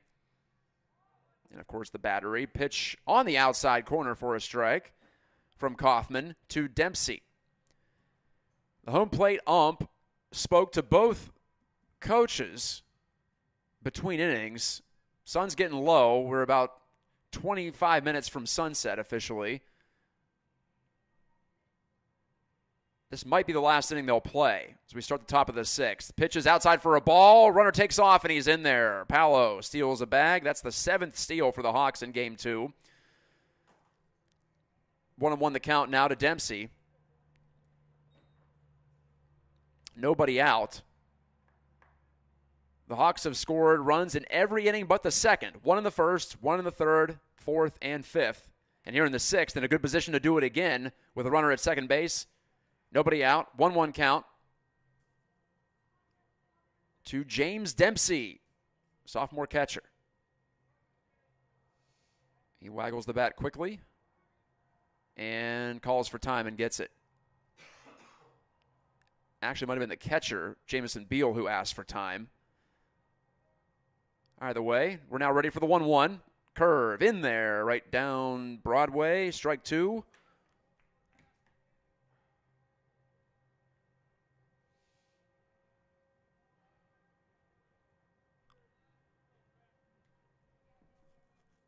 One and 2. Well, knowing what we know about perhaps this being the final inning, crucial to get this out. Ground ball, bounce to shortstop, and Cummings can't make the play. Flash the glove at it. It rolls into shallow center field. Runner coming around to score, Pallow. And the throw down is cut off. Throw to home is cut off, I should say. 5-2, Forest Hills Eastern on the ground ball single up the middle. RBI hit for Dempsey. Just the second hit that's gotten to an outfielder for Forest Hills Eastern in this game. They've made the most of their opportunities as they try to improve to 11-0 early in their title defense, state title defense, I should say. They won everything there was to win last spring. Drew Patton hitting with a runner at first base and nobody out. 5 runs for the Hawks, all scored by the leadoff batter.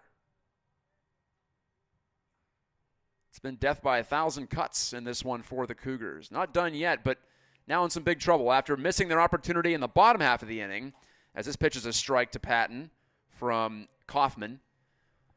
The Cougars got walks from their first 2 hitters last inning, Kaufman and Geyser, then a strikeout of Cummings by the reliever Owen Mast, who came on, and now runner's picked off at first base. It's a courtesy runner, throw to second base, and he's out on the tag. Out goes 1, 3, 6. So courtesy runner put out after the catcher Dempsey reached on a single. 1 out in the top of the 6th. But as I was saying, the Cougars stranded that runner. Adam Wanzel lined one to center field, and it looked like that Kaufman either didn't know how many outs there were or was sure that ball was dropping in as Patton fouls this one back over the backstop. Either way, it was caught about chest high by the on-charging center fielder Fritzma, and he had an easiest throw of his life to second base to get the double play, double off Kaufman, and end the inning, unfortunately for Catholic Central. 1-2 now as that pitch was out of the zone from Kaufman. Kaufman kicks and deals. Outside fastball, 2-2.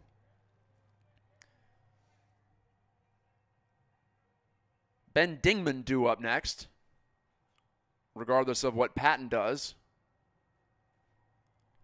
With one away in the sixth. Curve down and in. Full count. First one in a while to Forest Hills Eastern. In fact, looking back at it, they've just had 3 full counts all day. 2 of them to Patton, though. Drew Patton's been a patient man at the plate. This is Matt Gajtka on the play-by-play, flying solo on the Cougar Baseball Network. Thanks again for listening. As the Cougars challenge the defending state champion. Swing and a miss. Outside heater swung through by Patton. He's down on strikes for the second time today, or second time in this game. This is game 2 of the doubleheader. The Cougars lost 4-1 in the opener, allowing the Hawks to improve to 10-0 and 7-0 in OK Gold. Catholic Central 3-7 overall, 2-4 in OK Gold. Here's Dingman hitting from the right side. Square stance at the plate. Kaufman, the windup and the pitch, sails high. Coming up in the bottom half, it's hitters 4, 5, 6 for Catholic Central. Might be their last wraps. Baxter, Pitt, and Passanaw. Down 3, or they will be at least. Swing and a miss on a breaking ball way in the dirt. Dingman slaps his bat in frustration. If Dingman reaches, it'll be the second baseman, Evan Tower, the number 9 hitter for the Hawks.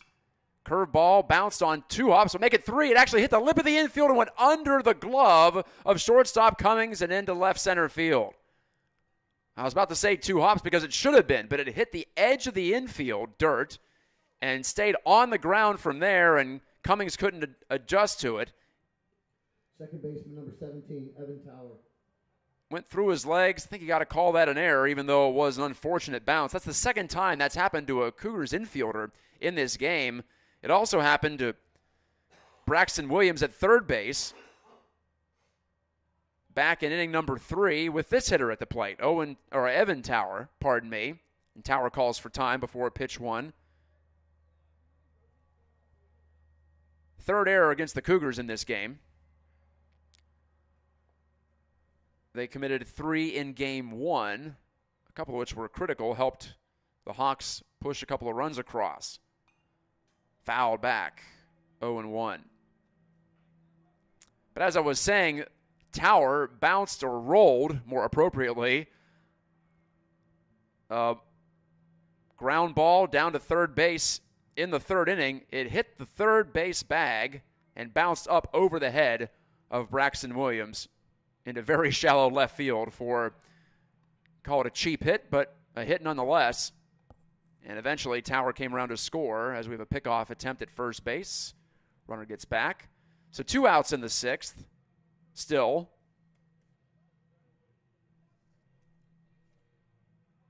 And the pitch from Kaufman, curveball, looked like a good one, but stayed up according to the home plate umpire. Next up for Catholic Central, they'll play tomorrow at East Kentwood, 4 o'clock start time there. And then they're at Forest Hills Eastern to complete this 3-game set on Thursday. That's a 4 o'clock start as well. 1-1. Kaufman tries to throw down to pick off the runner again and again. No play. As for the Hawks, again, they'll play Catholic Central on Thursday. Then they'll have Portage Northern come in from the Kalamazoo area for a doubleheader on Friday. Looper, shallow center, back to make the catch on the run was Williams, the new second baseman for Catholic Central, as he moved across the diamond previous to that inning. Easy catch for him on the pop fly. Maybe the last chance for Catholic Central. That's our best guess here with the sun sinking low in the western sky. Cougars down 5-2 to Forest Hills Eastern. Stay with us on the Cougar Baseball Network.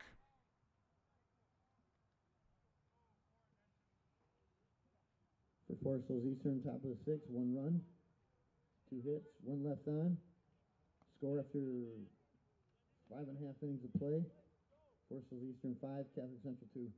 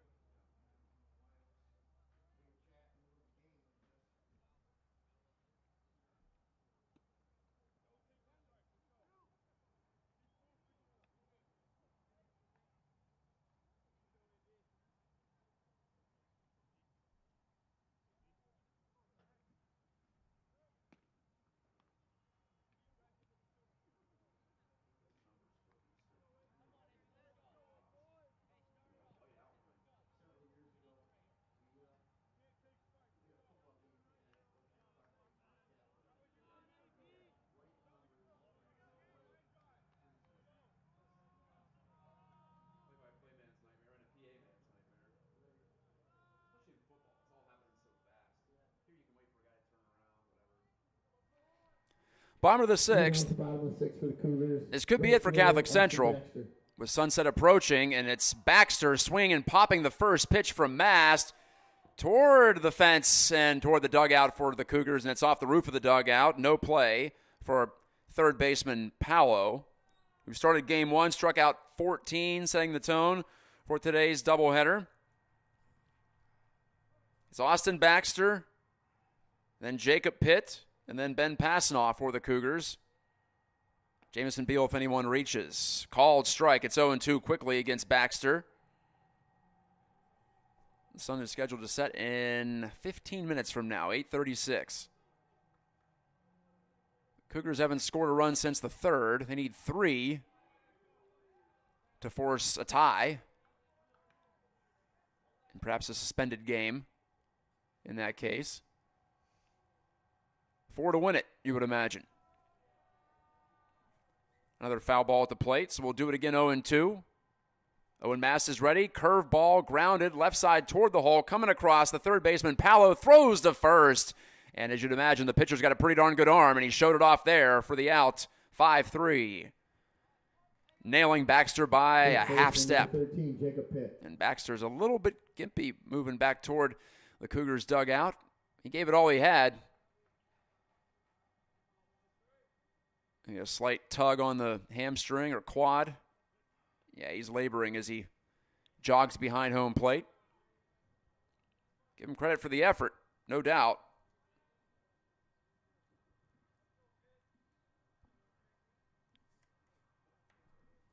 Jacob Pitt, who singled and scored in the second, popped out to shortstop in the third. 1-0. Is the count to him, and make it 2-0. Fastball stays up. Ben passing on deck. Pitt, the tall stirrup socks. Batting gloves tucked into his back pocket, or his sliding gloves, I should say. Swings and fouls this straight back. Over the screen. His batting gloves are on, as you would imagine, at the plate. Oh, we've seen weirder things.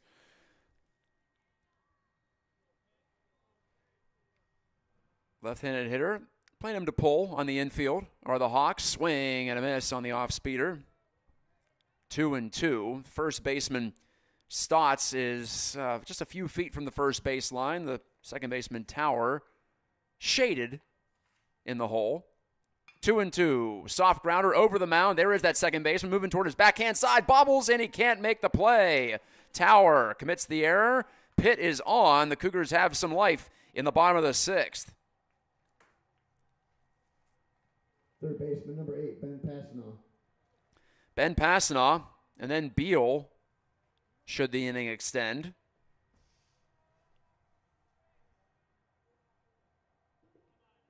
Shadows getting long. Mast, the reliever, throws over to first. No play. Attempts dipping into the mid-40s. We're going to get down to around 30 again tonight. Right now, skies are clear. That's probably why we're going to get down to about 30. Curveball catches the outside corner for strike one.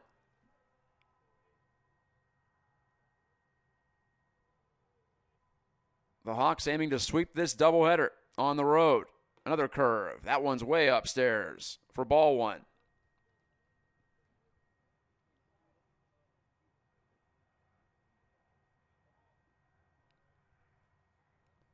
Pitt taking a short lead. One more, Uncle Charlie, and that one's on the inside corner for strike two.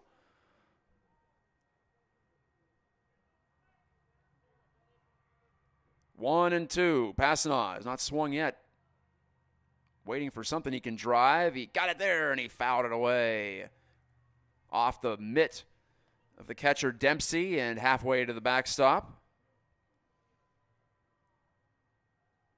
That was the fastball. Had to figure that was coming eventually, and it did after three straight curves.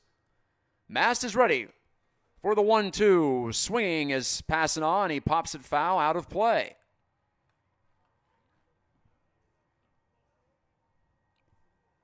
The Cougars need base runners. Can't imagine Pitt's going to be going anywhere at first, although they are holding him on. So there's a big hole there on the right side. If Passanant can poke it the opposite way. He tried to there on the curve, and again, a foul to the screen.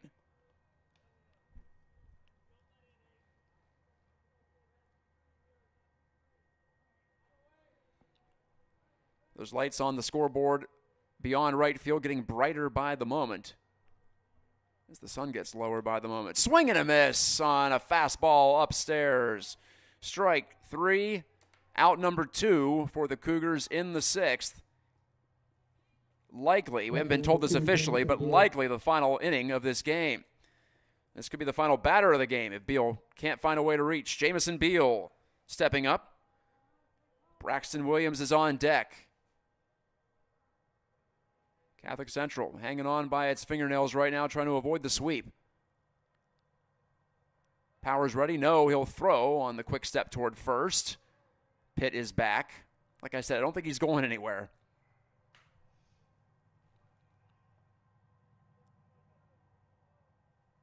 But Pitt creeps off a few steps. Pitch up and away. Dempsey, the catcher, faked a snap throw to first after that, but kept it in his back pocket. 1-0 the count.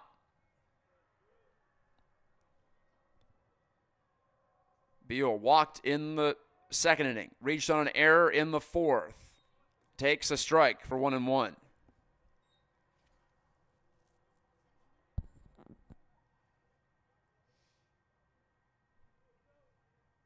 All comes down to this for Catholic Central. Curveball up out of the zone. 2-1.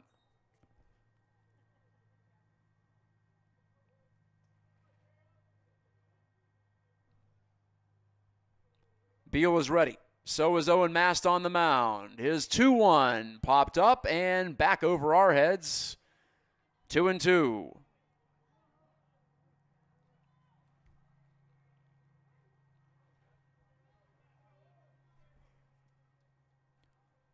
Owen Mast trying to close this one out. Pick up a save. Breaking ball stays outside in the dirt. Blocked by Dempsey. The count runs full on his catching counterpart, Jamison Beal, the junior, hitting from the right side. Pitt's on first. The Cougars need more, though. Swinging, line drive, left field, base hit over the top of the third baseman. And it's runners at first and second now as Pitt will throw an anchor down on the bag. Clutch hit from Beal to keep this game going in all likelihood. Paolo didn't have a prayer to flag that one at third base. And, folks, the game has been called. Unfortunately, that's going to do it. The sun is about to set. We're about 5 minutes away from official sunset, but the Cougars aren't going to get a chance to hit here with 2 outs and 2 on. So anticlimactic ending to this one. Officially, it goes down as a 5-2 win for Forest Hills Eastern in the books. FHE is now 11-0 on the season, 8-0 in OK Gold, and these teams will prepare for a rematch on Thursday. at Forest Hills Eastern. In fact, they may just be pushing back the end of this game to Thursday. They could just be finishing that one. Only one game scheduled, so maybe it's not a victory for Forest Hills Eastern. Sorry, we can't give you anything definitive. We don't have a walkie-talkie connection down there to the field, to the umpires and the coaches. So I guess we'll find out. Sorry to leave you hanging there, folks, but the Cougars have 2 on if this game does get continued here. And Catholic Central has had a game already suspended and postponed in the middle of it against East Kentwood last week. So if we do pick this one up again, it's 2 on and 2 out with Braxton Williams coming to the plate and the Hawks an out away from sweeping the doubleheader. So there you go. We'll leave it up in the air here on the Cougar Baseball Network. Our next broadcast, I can tell you this one, that game will not be called for darkness. It's going to be at 12 o'clock noon or whereabouts. It'll be the second game of a doubleheader for the Cougars against Forest Hills Central here at Wally Pipp Field. I'll have the play-by-play. Like I said, the first game's at 10, so maybe call it 12:30, but officially in the books right now is at 12 o'clock noon first pitch. Just saying it's unlikely to be that early there. So that's next time I'll be talking to you on the Cougar Baseball Network. Thank you for listening. And, again, sorry for the anticlimactic ending, but that's the way it goes when you don't have lights at the field. And that's how baseball was played way back when. You played until it got dark, and then that was it. So I guess we'll call it a throwback finish to our action today at the Cat. Talk to you next time. God bless, and have a great rest of your week. We'll see you Saturday. That is 5-2, right, Matt? Yes.